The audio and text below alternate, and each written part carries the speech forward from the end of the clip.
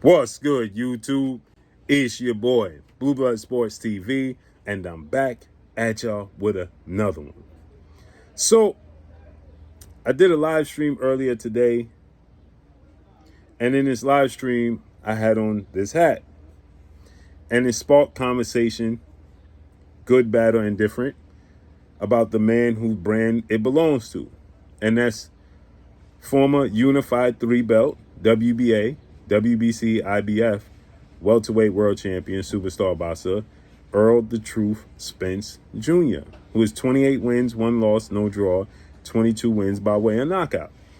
And one gentleman in the chat, he stated, take that hat off, right? Errol Spence lost. He got whitewashed. He got demolished. And I responded and I said, one loss don't define you. One loss don't define you. But we are in that Floyd Mayweather era where Floyd Mayweather put so much emphasis on the O and not losing. So we're in the Floyd Mayweather, post-Floyd Mayweather era, and everybody puts so much emphasis on not losing. They don't understand why Floyd Mayweather was that way. He had 2 separate careers, Pretty Boy Floyd Mayweather and Money Mayweather. Pretty Boy Floyd Mayweather chased down any and everybody and wasn't able to secure those fights. So once Money Mayweather got a hold of the mantle, he promised and vowed to never relinquish it by any means necessary. He was going to be successful. And so he patented never losing, right? That's why, because he chased the Acelina Freitas fights. He chased the Joel Casamayor fights. He chased the Prince Nassim Hamed fights. He chased the, Shane Mosley fight early in his career, the Oscar De La Hoya fight, right? He chased these fights down. And these fighters refused to fight him because he was high risk, low reward at the time.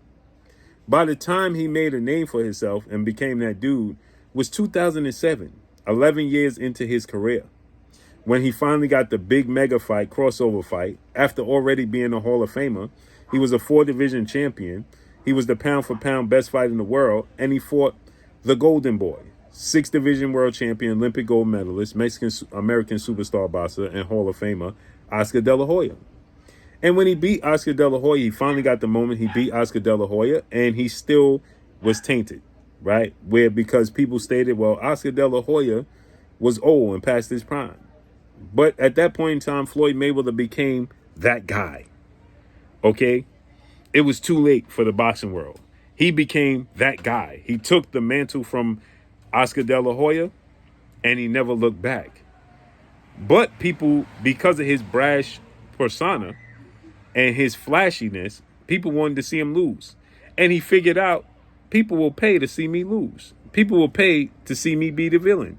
So he started becoming a villain in the Oscar De La Hoya fight. And he patented the notion that I ain't never going to lose. Y'all don't know how to beat me. It's the May Vinci code. Nobody know how to crack the code. And that's why he put so much emphasis on the O. But most people don't know that. They don't understand that. And so with that said, right, he got to a point where he was like, now you got to pay me big money. And people would pay big money because they just wanted to see him lose, see him shut up. But if you look at yesteryear, before Floyd Mayweather, the great fighters all had losses, right? Sugar Ray Robinson, losses. Muhammad Ali, losses. Sugar Ray Leonard, losses. Tommy Hearns, losses. Marvin Hagler, losses. Roberto Duran, losses. Wilfred Benitez, losses, right? All the greats had losses. Pernell Whitaker, losses, right? They all had losses, okay? And so with that said, Errol Spence lost to an all-time great. It looks like it's going to end up being an all-time great career in Terrence Bud Crawford. Terrence Crawford is a 4-division champion, 2-division undisputed champion. And right now in September, going after legacy, this will make him a 5-division world champion. Should he beat the legendary first ballot Hall of Famer once he retired, Canelo Alvarez, and a 3-division undisputed champion. He'll go down as, no doubt, top 10 pound-for-pound best fighters ever. Terrence Crawford will. So with that said, there is no shame in losing to Terrence Crawford if you're Errol Spence. It's just that the victory was so easy for Terrence Crawford that it possibly tainted Errol Spence's career. But now, more importantly, is Errol Spence even going to fight again? Because that's what the problem is now, right? Errol Spence has not erased the last memory people have of him in the boxing ring because he has not gotten back into the boxing ring. To erase what people last saw of him, which is him getting dropped multiple times and stopped badly and beat up badly by Terrence Crawford. Right? He hasn't removed that taste from their mouth. No did he. Right? And so what happens is now Errol Spence has been on the shelf for 2 years. Right? He's been on the shelf for 2 years. Even Terrence Crawford came back. He only had one fight since the Errol Spence fight, but he's making headlines because he's chasing down the greatness of Canelo Alvarez. Right? So the last time we seen Errol Spence in the ring was July of 2023. This is July 2025. And there was conversations that he could come back and fight Sebastian Fundora. He's going to move up to junior middleweight. He's going to possibly chase down Erislandy Lara at 160, right? There's a lot of ifs.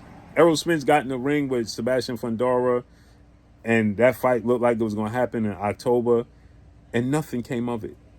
And now we just see Errol Spence on vacation. And he's 35 years old. So that's why people are viewing him the way they're viewing him, because he hasn't removed the nasty stench from what took place with him and Terrence Crawford.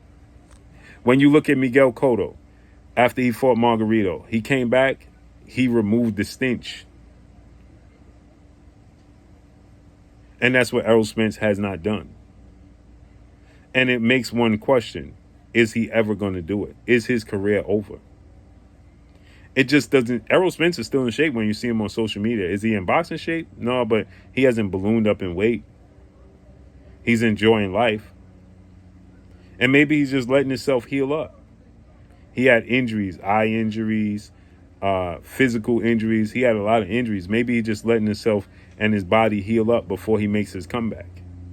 I hope that to be the case, because it would be terrible for the fans in the sport of boxing if the last image and the last time we seen Errol Spence grace the square circle, he was getting absolutely dominated by Terrence Crawford.